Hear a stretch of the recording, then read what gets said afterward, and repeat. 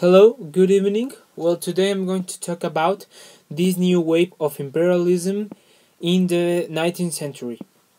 Let's start by defining imperialism and the main reasons behind it. As we know, imperialism existed before in the European colonial life, and this kind of imperialism was searching for rocking monarchies and to expand power.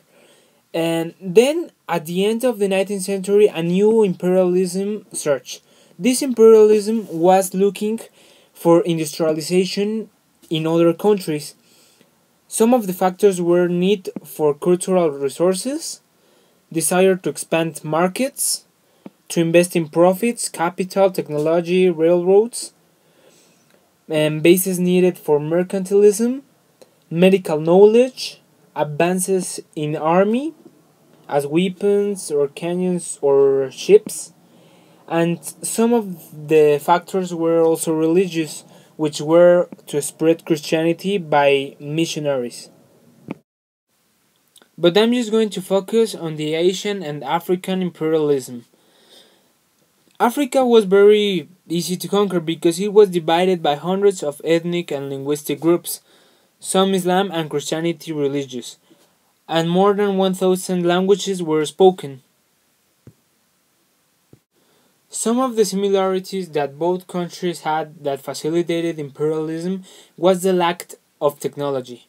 As we know, both countries were closer to trading with other ones, and that's why mostly they get conquered because European countries wanted to trade and to exchange products and to invest in capital. Also, they wanted to get influences between the other among the other ones. What we also got during this new wave of imperialism is the type of government.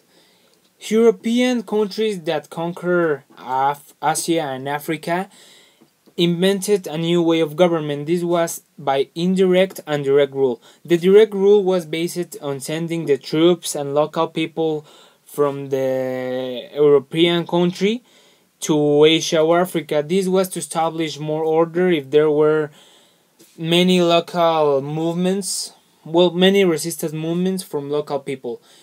And the indirect rule was based from the already established form of government in Asia or Africa.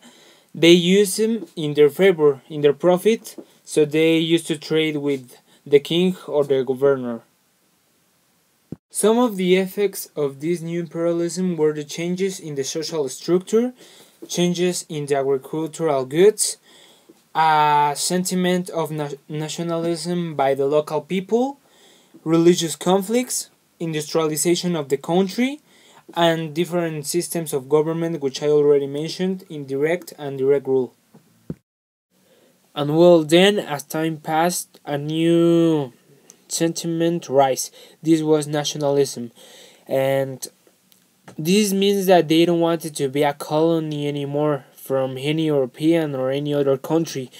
This means that they wanted to rule their own country, to be liberals, to be maybe capitalists.